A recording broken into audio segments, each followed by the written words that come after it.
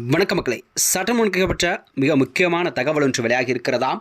Lima rose ரூபாய் 500 கோடி முதலீடா, மொத்தமாக ஏமாந்த வேலுமணி எடப்பாடியிடம் நெருங்குகிறாரா 25 பேருமா. வாங்க வீடியோவை மூலமா கண்கா. அதாவது தமிழக அரசு வரலாற்றிலே இந்த 2026 சட்டமன்ற தேர்தல் முடிவுகள் என்பது அரசியலுக்கு அதாவது அனைத்திற்கும் ஒரு மாற்றத்தை ஏற்படுத்தும் விதமாகத்தான் இந்த தேர்தல் முடிவுகள் என்பது தமிழகத்தில் அமையப்பெற்றிருக்கிறது. அதாவது விஜயின் புதிய ஆரம்பித்துள்ள இந்த தமிழக வெற்றி கழகம் தமிழகத்திலே அதாவது 108 இடங்களை பிடித்து மிக பெரும்பான்மையாக உருவெடுத்திருக்கிறதா. அது மட்டுமின்றி தமிழகத்தில் ஒரு மிகப்பெரிய கட்சியாகவும் உருவெடுத்து தமிழகத்தில் ஆட்சி அமைக்கப்பெற்றது. இந்த வகையில்தான் அதாவது தமிழக அரசியலில் இந்த லீமா ரோஸின் முதலீடு என்பது எடப்பாடி பழனிசாமியின் இறுக்கமான நிர்வாக கட்டுப்பாடு மற்றும் வேலுமணியின் பக்கம் அணிதிரண்டுள்ள அந்த 25 எம்எல்ஏக்களின் அதிரடி நகர்வுகள் என காட்சிகள் எல்லாம் வேகமாக மாறியிருக்கிறது. அதாவது அன்னைய நடுவில் அதாவது அதிமுகவில் ஏற்படும் இந்த உட்கட்சி விவாதம் என்பது நாளுக்கு நாள் தீவிரமடைந்துள்ளதா.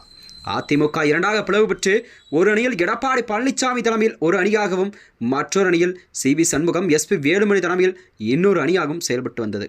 இந்த நிலையில்தான் அதாவது அதிகாரத்தை நோக்கிய இந்த மும்முனை போட்டியில் சட்ட சிக்கலும் கோடிக்கணக்கான ரூபாயெல்லாம் பண பரிவர்த்தனைகள் தற்பொழுது அக்கட்சியின் எதிர்காலத்தையே கேள்விக்குறியாக்கியிருக்கிறது. இந்த நிலையில்தான் அதாவது மூத்த பத்திரிகையாளர் தாமோதரன் பிரகாஷ் தந்துள்ள ஒரு பேட்டி அரசியல் களத்தில் ஒரு பெரும் அதிர்வலையெல்லாம் ஏற்படுத்தியிருக்கிறதா.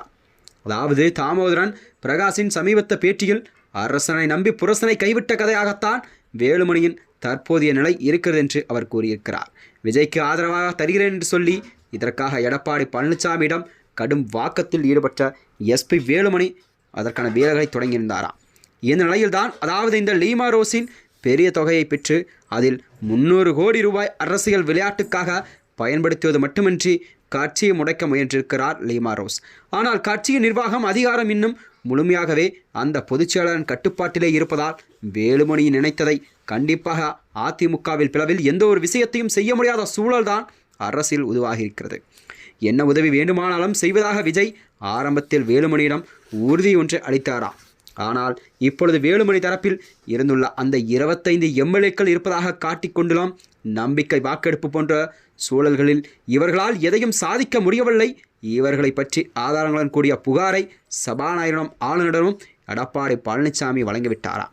அதாவது எடப்பாடிக்கு எதிராகவே அக்கட்சியில் உள்ள அந்த உட்கட்சி என்பது இன்னொருயாக செயல்பட்டு வந்த சிவி சண்முகம் மற்றும் எஸ்பி வேலுமணி தலைமையில் அதாவது தாவைக்காவுக்கு ஆதரவாக நம்பிக்கை வாக்கெடுப்பில் ஆதரவளித்திருந்தார்கள். இந்த நிலையில்தான் அதாவது இந்த எம்எல்ஏக்களை விஜயே நேரடியாக சந்தித்து பேசியது அவருக்கு ஒரு பெரிய சிக்கலாக கூட மாறக்கூடுமா. அதாவது ஜார்க்கண்ட் முக்மோர்த்தில் வழக்கின் பாணியில் இந்த விவகாரம் சிபிஐ வசம் சென்றால் விஜய்க்கு பெரும் நெருக்கடி ஏற்படும். அதாவது எடப்பாடி அவர் கொடுத்த புகாரின் அடிப்படையில் தான் கண்டிப்பாக அதிமுகவின் இன்னொரு புலவராக செயல்பட்டு வரும் எஸ்பி வேலு மற்றும் சிவி சண்முகம் மீது கண்டிப்பாக சட்ட நடவடிக்கை எடுக்குமா என்ற கேள்விக்குறியில் தான் மக்களிடம் எதிர்பார்த்து கொண்டிருக்கிறதா. மேலும் இது போன்ற வீடியோக்களை தெரிந்து கொள்ள நமது சேனலை மறக்காமல் சப்ஸ்கிரைப் செய்து கொள்ளும். நன்றி, வணக்கம்.